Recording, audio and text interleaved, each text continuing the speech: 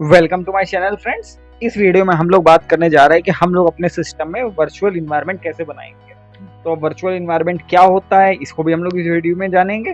तो सबसे पहले इस वीडियो को शुरू करते हैं। तो हम लोग एक ब्लैंक फोल्डर बना लेते हैं नया आप लोगों के सामने और इसका नाम दे देते हैं वर्चुअल। अब ये मेरा फोल्डर रहेगा, इसी के अंदर मैं अपना वर्चुअल इन्वायरमेंट बनाऊंगा।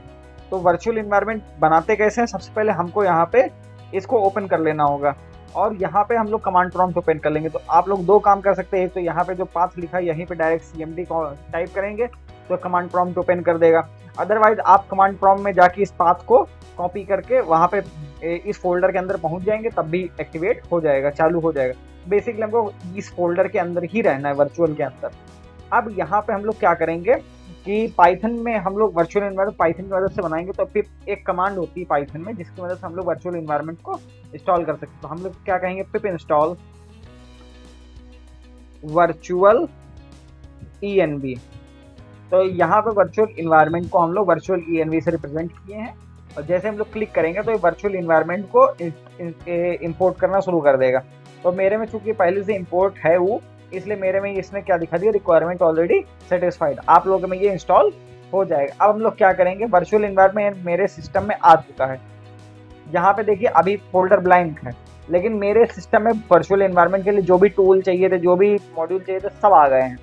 अब हम क्या करेंगे, यहाँ पे वर्चुअल इन्वायरमेंट को बनाएंगे। तो उसके लिए क्या करना रहेगा मेरे को, मैं लिखूंगा वर्चुअल env।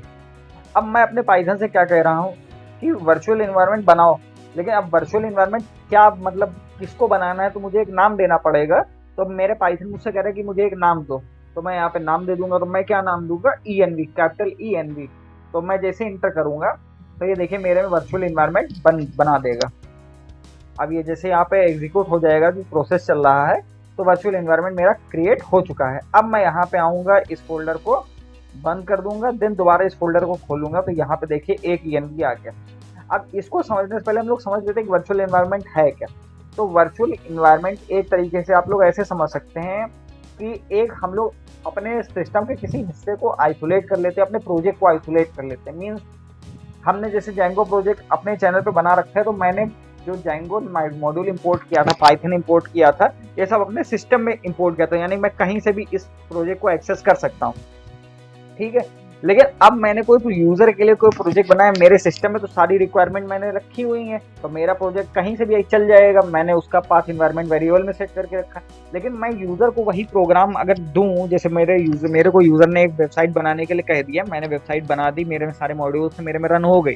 अब मैं प्रोजेक्ट यूजर को वापस कर रहा हूँ कंप्लीट होने के बाद, तो मुझे यूजर को बताना पड़ेगा कि भैया तुमको ये मॉड्यूल भी अपने सिस्टम में इंस्टॉल करने हैं। जहाँ पे तुम अपना रन करोगे वहाँ पे ये लाइब्रेरी होनी चाहिए, ये पाइथन का वर्जन होना चाहिए, ये सब चीज़ें होनी चाहिए। तो ये यूजर को इंस्टॉल करना पड़ेगा, तभी यूजर इसको एग्जीक्यूट कर सकता है। लेकिन वर्चुअल इन्वायरमेंट क्या करते हैं हम लोग कि मेरे सिस्टम में जो है वो अलग, इस वर्चुअल फोल्डर के अंदर मैं अपने जो मॉड्यूल इंपोर्ट करूंगा वो आइसोलेट रहेंगे। मतलब मैं अपने सेपरेट इस फोल्डर में सारे मॉड्यूल इंपोर्ट कर लूंगा, एक इन्वायरमेंट बन जाएगा, उस इन्वायरमेंट के अंदर मेरे सारे मॉड्यूल रहेंगे और इसी इन्वायरमेंट के अंदर मेरा प्रोजेक्ट रहेगा। तो मेरा प्रोजेक्ट जब रन होगा तो वो इस इन्वायरमेंट में जितने मॉड्यूल होंगे उनका यूज करेगा, ना कि मेरे सिस्टम में जो मॉड्यूल होंगे। और मैं अगर यूजर को ये प्रोजेक्ट दूंगा तो मैं ऐसे ही यही फोल्डर सीधे कॉपी करके यूजर को दे दूंगा कि ले जो भैया तुम्हारा प्रोजेक्ट हो गया। तो यूजर को क्या करना होगा, खाली यहाँ से इन्वायरमेंट को एक्टिवेट करेगा और प्रोग्राम को रन कर देगा, उसका रन हो जाएगा। उसको कोई एक्स्ट्रा मॉड्यूल अपने सिस्टम में इंपोर्ट करने की जरूरत नहीं है। इसका दूसरा फायदा क्या रहता है, पहला फायदा क्या है कि जो जो मॉड्यूल हमको चाहिए वो सब आइसोलेट रहेंगे इस वर्चुअल इन्वायरमेंट के अंदर, सारी चीजें यहीं पे रहेंगी। मेरे को कुछ अदर कहीं से नहीं मतलब इंपोर्ट करना है। मेरे सारा सिस्टम इस प्रोजेक्ट के लिए जो कुछ चाहिए होगा वो सब यहीं पे मैं रखूंगा अपना। दूसरा फायदा क्या है, मान लीजिए मैंने अपना कोई प्रोजेक्ट बनाया। अब प्रोजेक्ट में मान लीजिए मैंने जेंगो का जो 4th वर्जन है वो इस टाइम इंपोर्ट किया। अब मेरा प्रोजेक्ट साल भर बाद चल रहा है, नेट पे अवेलेबल है। जैसे जेंगो अपडेट हो गए, जब मैं अपने सिस्टम को अपडेट करूँ तो हो सकता है कुछ फंक्शन मैंने यूज़ किया हो, कुछ कमांड यूज़ की हो, कुछ लाइब्रेरी यूज़ की हो जो तब डेसिपेट हो जाए। लाइक एग्जांपल के लिए जैसे आप चैटरबॉट लाइब्रेरी आप यूज़ करना चाहें तो नहीं कर सकते, अगर आप लोग अपने सिस्टम में इंपोर्ट करेंगे तो नहीं होगी। जैसे पाई ऑडियो इस समय पाइथन में कुछ पिछले साल तक या कुछ पुराने वर्जन तक चल रही थी, लेकिन अब आप लोग जब इंपोर्ट करेंगे तो आप लोगों में एरर होगा, इंपोर्ट नहीं होगा। तो ये क्या है, कुछ मॉड्यूल जो है वो समय के साथ साथ वर्जन के साथ सेटिस्फाई नहीं होती है, डेसिपिएट हो जाते हैं, उनका कुछ अपग्रेडेड वर्जन आ जाता है। अब उसके लिए मुझे क्या करना होगा, अपने पूरे प्रोग्राम को अपग्रेड करना होगा, सारी चीज़ें मुझे चेक करनी होंगी। तो उससे अच्छा क्या, मैं एक वर्चुअल इन्वायरमेंट बना दूंगा, तो मेरा प्रोग्राम भी पूरी दुनिया से आइसोलेट होगा। कोई वर्जन अपग्रेड हो जाए, कुछ भी हो जाए, उसको जो कुछ चाहिए वो इन्वायरमेंट के अंदर पहले से ही रहेगा, तो उसको बाहर से कोई लेना देना नहीं। तो उम्मीद है आप लोगों को वर्चुअल इन्वायरमेंट समझ में आ गया होगा। तो अब हम लोग ने वर्चुअल इन्वायरमेंट फोल्डर के अंदर देखते हैं क्या मिला है। हमको एक लाइब्रेरी नाम का फोल्डर मिला है जिसके अंदर साइट पैकेजेस रहेंगे, जो जो चीज़ हम लोग इंपोर्ट करेंगे, जो भी कुछ रहेगा। देन यहाँ पे एक स्क्रिप्ट है, ये हम लोगों के लिए मेन है, क्योंकि यहीं से हम लोग वर्चुअल इन्वायरमेंट को एक्टिवेट करेंगे। अब एक्टिवेट करना क्या, मैंने इन्वायरमेंट बना लिया, अब यहीं पे इन्वायरमेंट पड़ा है, अब मुझे इन्वायरमेंट का यूज करने के लिए उसको एक्टिवेट करना होगा। तो उसके लिए क्या करना है, मुझे स्क्रिप्ट के अंदर जाना है।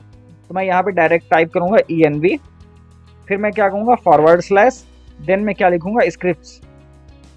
इस स्क्रिप्ट, ये देखिए ई कैपिटल है क्योंकि मेरे फोल्डर का नाम ई कैपिटल ई में लिखा गया, तो स्क्रिप्ट में भी आप लोगों को एस कैपिटल बनाना है।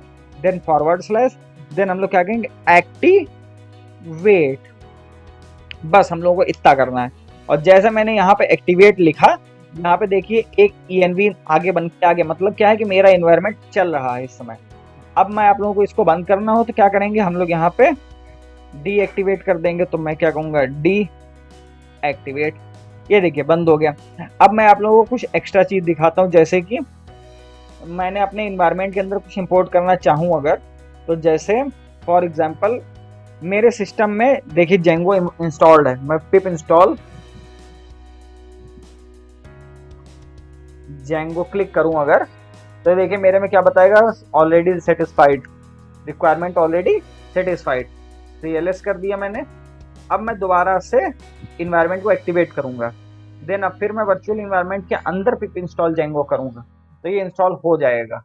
क्यों, क्योंकि जो सिस्टम से मेरा ये इन्वायरमेंट बिल्कुल अलग है, यहाँ पे मुझे सारे मॉड्यूल दोबारा से इंपोर्ट करने होंगे, जिन जिनकी मुझे जरूरत है वो हमेशा इस इन्वायरमेंट के अंदर रहेंगे, और मेरे प्रोजेक्ट में जो कुछ चाहिए वो इसी इन्वायरमेंट से प्रोजेक्ट ले लेगा। तो ये देखिए हो गया, ये इंस्टॉल कर रहा है, कलेक्ट कर रहा है। अब यहाँ पे देखिए मेरे सारे प्रोजेक्ट में जो भी कुछ चाहिए होगा मेरे को, मैं यहीं इंपोर्ट कर लूंगा और मेरा प्रोजेक्ट चलता रहेगा। अब आप लोगों का प्रोजेक्ट बन गया। अब आप लोग जैसे चाहें कि मुझे इसी के अंदर अपना जेंगो बनाना है, तो जैसे मैंने अभी एक अलग सेपरेट जेंगो का फोल्डर बना के मैं कर रहा हूँ, आप लोग इसी इन्वायरमेंट के अंदर करना चाहें तो वो भी मैं आपको आइडिया दे देता हूँ कि अब यहीं से हम लोग कमांड प्रॉम्प्ट ओपन कर रखे हैं, यहीं पे हम लोग कमांड रन करेंगे जेंगो -admin स्टार्ट प्रोजेक्ट, और यहीं पे हम लोगों का एक प्रोजेक्ट बन जाएगा। ये इन्वायरमेंट आपको एक्टिवेट रखते हुए काम करना है। देन उसके बाद क्या करना है, जो भी चीज़ आप लोग अपने क्या कहते हैं हम लोग VS Code पे करेंगे, वहाँ पे भी आप लोगों को इस फोल्डर को सिलेक्ट करके ओपन करना होगा। सॉरी, ये इस वर्चुअल वाले फोल्डर को आप लोगों को सिलेक्ट करके VS Code पे ओपन कर लेंगे, देन वहाँ पे अपना कमांड रन करेंगे। सब सेम रहेगा। अगर आप लोगों को ना भी हो रहा हो तो आप मेरे को कमेंट कर दीजिएगा, मैं आप लोगों के लिए वर्चुअल इन्वायरमेंट की मदद से प्रोजेक्ट बना के एक वीडियो अपलोड कर दूंगा कि कैसे यूज़ करते हैं। अब देखिए मेरे में ये इंपोर्ट हो गए। अब एक चीज़ और, जैसे यूज़र को मैं ये फोल्डर दे रहा हूँ, तो एक अच्छा प्रोग्रामर क्या करेगा कि मैंने यूज़र को सारा कुछ दे तो दिया कि सारे मॉड्यूल इसमें पड़े हैं, लेकिन मैं यूज़र को एक लिस्ट भी दे दूँ कौन कौन से मॉड्यूल इसमें पड़े हैं, जिससे क्या होगा, यूज़र मान लीजिए अगर सेपरेट खुद से कहीं बनाना चाहे, कुछ मॉड्यूल इंपोर्ट करना चाहे, पूरे सिस्टम में करना चाहे, तो उसको पता हो कि क्या कौन से मॉड्यूल लगे हैं। लेकिन अगर उसको नहीं भी दें तो आपको खुद को पता हो कि मान लीजिए 4 साल बाद ये प्रोजेक्ट वापस आपके पास आए तो खुद भूल गए, पढ़ा तो सब इसमें है लेकिन आपको पता ही नहीं कौन सा मॉड्यूल था, कौन सी लाइब्रेरी थी, कहाँ पे क्या यूज़ किए। तो उसका अगर एक लिस्ट मिल जाए वर्जन के साथ में, कौन सा वर्जन में यूज़ करा तो कितना अच्छा रहे। अब इसके लिए या तो आप doc.txt फाइल बना के खुद से लिखें या फिर पाइथन की एक मदद लें। तो पाइथन की मदद लेने के लिए हमें क्या करना होगा, पाइथन में एक कमांड है पिप फ्रीज, और ये हम लोग ग्रेटर देन का सिंबल लगा देंगे, और देन क्या करेंगे कि हमको कौन सा नाम की फाइल चाहिए, रिक्वायरमेंट .txt टेक्स्ट फाइल चाहिए, मैं इंटर कर दूंगा। तो ये पिप फ्रीज क्या करेगा, मेरे लिए एक फाइल बना देगा जिस फाइल के अंदर ये मेरा लिस्ट रहेगी कि कौन कौन से मॉड्यूल हैं। इसको आप लोग कमांड को ध्यान रखें, स्पेलिंग मिस्टेक ना करें, मैं इसको हाईलाइट भी कर दे रहा हूँ कि ये देखिए पिप फ्रीज फॉरवर्ड स्लैश करेगा greater than requirement of TXT।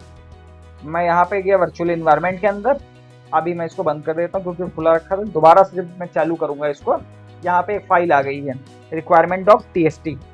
अब यहाँ पे देखिए मेरे को बता रहा है कि मेरे में अभी कौन कौन से मॉड्यूल इस वर्चुअल इन्वायरमेंट के अंदर हैं।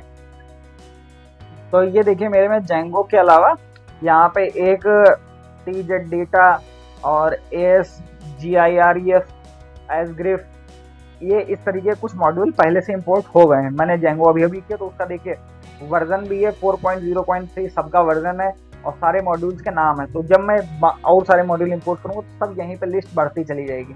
मुझे क्या करना होगा, जैसे मैं कोई मॉड्यूल इंपोर्ट कर लूँगा उसके बाद मुझे इस कमांड को दोबारा से चलाना होगा बस। अब सपोज कीजिए मैं आप लोगों को और कुछ इंपोर्ट करके दिखाऊँ अगर, तो जैसे कि मैं यहाँ पे क्या करूँ, पिप इंस्टॉल, मैं आप लोगों को नमपाई दिखाता हूँ। नमपाई मैं आप लोगों के लिए, या मैं आप लोगों के लिए पिलो इंपोर्ट करता हूँ। अब पिलो क्या करता है, इससे हम लोग इमेजेस को डील करते हैं। इसके लिए भी मैं एक मिनी प्रोजेक्ट टाइप में आप लोगों के लिए अपलोड करने जा रहा हूँ। अगर आप लोग जब तक इंपोर्ट हो रहा है, आप लोगों को एक और चीज़, अगर आप लोग चैनल पे नए हैं, पाइथन को सीखना चाहते हो तो पाइथन की प्लेलिस्ट एक्सेस कर सकते हैं। और पाइथन की अगर आप लोगों को नॉलेज है तो मेरे प्रोजेक्ट की मिनी प्रोजेक्ट की प्लेलिस्ट भी आ चुकी है, उसमें कई सारी वीडियोस अपलोड हो चुकी हैं, कई सारी अपलोड आगे होंगी, तो आप लोग उसको भी ज़रूर से एक्सेस करके रखें। तो ये मेरे में इंपोर्ट हो रहा है।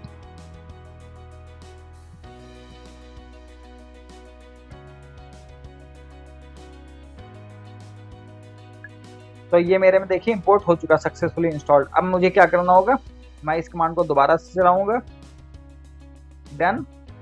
मैं फोल्डर को बंद कर दूंगा, फाइल को बंद कर दूंगा, चालू करूंगा फोल्डर, फाइल को। ये देखिए इसमें एक पिलो नाम का फाइल एक लिस्ट और आ गई है, इसमें इसका वर्जन भी है 9.0.1।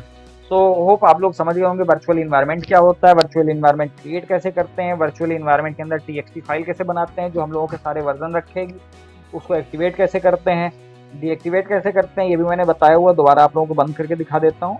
ये देखिए डीएक्टिवेट, तो मेरा वर्चुअल इन्वायरमेंट डीएक्टिवेट हो गया।